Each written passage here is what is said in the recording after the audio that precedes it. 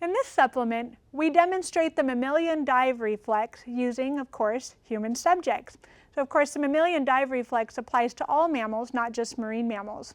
Our very gracious volunteer, John, is about ready to submerge his head in ice-cold water.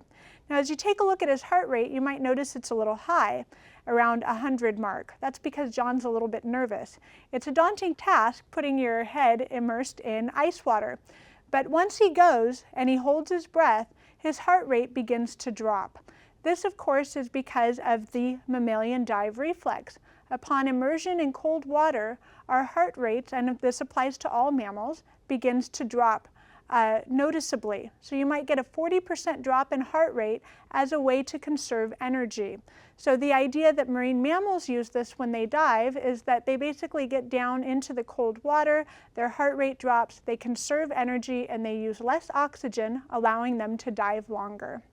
Thank you very much, John, for your participation in this exercise.